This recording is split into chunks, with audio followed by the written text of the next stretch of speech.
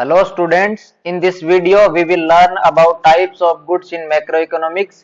कौन कौन सी टाइप्स होती हैं, फाइनल गुड्स को नेशनल इनकम में क्यों इंक्लूड किया जाता है और इंटरमीडिएट गुड्स को एक्सक्लूड क्यों किया जाता है, ड्यूरेबल गुड्स कौन सी हैं, नॉन ड्यूरेबल गुड्स कौन सी हैं, उन सब की स्टडी करेंगे। Okay, first of all coming two types of goods.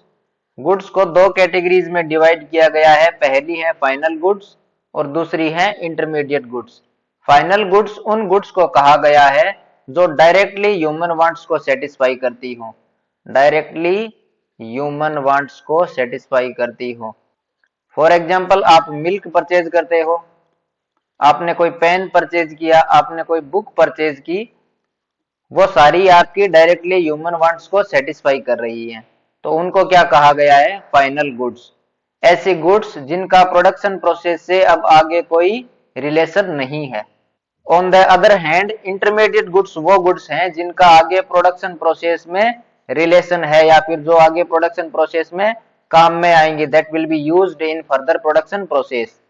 ये डायरेक्टली ह्यूमन वांट्स को सेटिस्फाई नहीं करती है और इकोनॉमी में रीसेल के लिए अवेलेबल रहती है।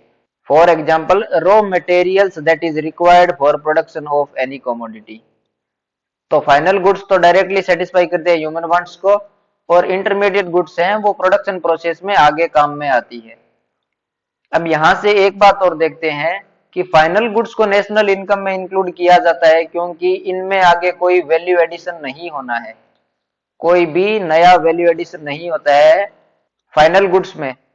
वहीं पे इंटरमीडिएट गुड्स है, इनमें प्रोडक्शन प्रोसेस की हेल्प से और वैल्यू एडिशन होगा, तो इंटरमीडिएट गुड्स की वैल्यू है वो आगे जाके फाइनल गुड्स में कैलकुलेट होगी।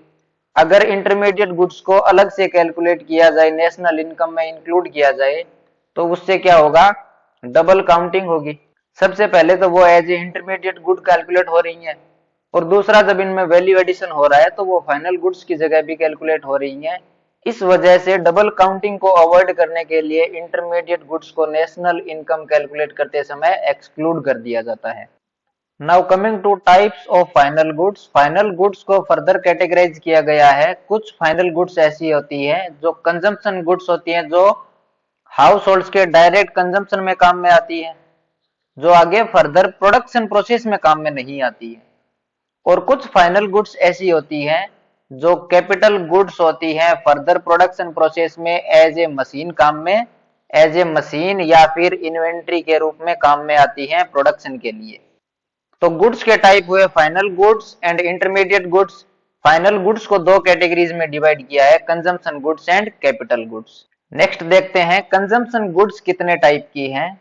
Consumption goods first of all आपको पता है डायरेक्टली ह्यूमन वांट्स को सेटिस्फाई करती हैं, और फाइनल गुड्स का एक टाइप है, फाइनल गुड्स का एक टाइप है कंजम्पशन गुड्स।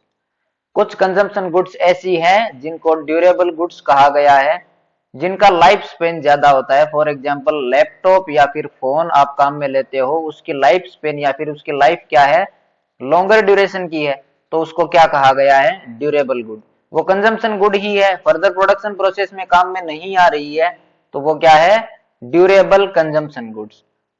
सेकंड है सेमी ड्यूरेबल गुड्स, जो कुछ टाइम पीरियड के लिए काम में आते हैं, जिनका लाइफ स्पेन ड्यूरेबल गुड से कम होता है। फॉर एग्जांपल, आपके क्लोथ्स या फिर शूज आप परचेज करते हो वो। और थर्ड टाइप है नॉन ड्यूरेबल गुड्स, जो कुछ एक दिनों के लिए ही काम में आती है। For example, milk.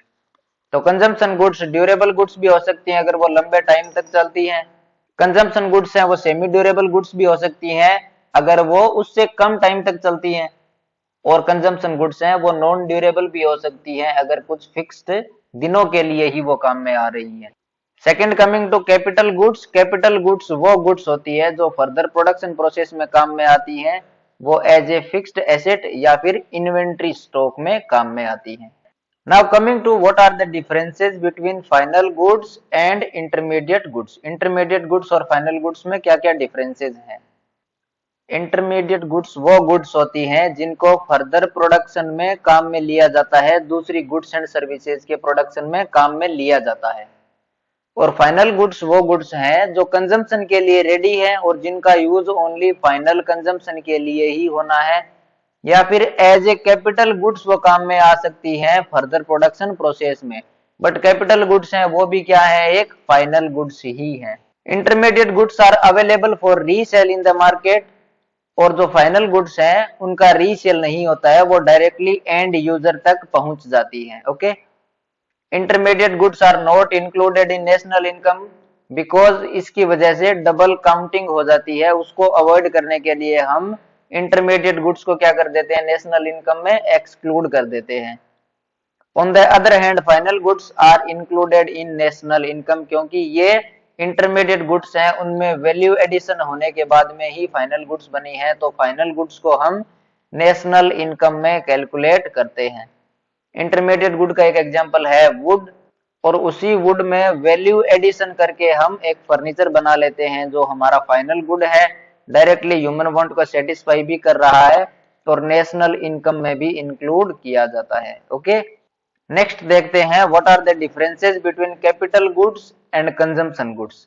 जो फाइनल गुड्स के टाइप हैं, पहला टाइप है कंजम्पशन गुड और दूसरा टाइप है कैपिटल गुड, उन दोनों में क्या डिफरेंस है। Consumption good is used by consumers like you and me for consumption purpose, while capital goods or machines are used by producers for further production. Consumption goods have limited lifespan, generally less than a year, और जो capital goods या machinery होते हैं उनकी life duration क्या होती है, ज्यादा होती है। They have long life span, generally more than 1 year. Consumption goods के एग्जांपल क्या क्या है, ड्यूरेबल गुड्स तो हो गई कार, और नॉन ड्यूरेबल्स हो गई वेजिटेबल्स। कैपिटल गुड्स के एग्जांपल्स क्या है, मशीन्स, रोड्स जो ट्रांसपोर्टेशन में काम में आती हैं, और ब्रिजेस जो फर्दर प्रोडक्शन में या फिर प्रोडक्शन प्रोसेस में काम में आती हैं। Okay, this is all about types of goods in economics.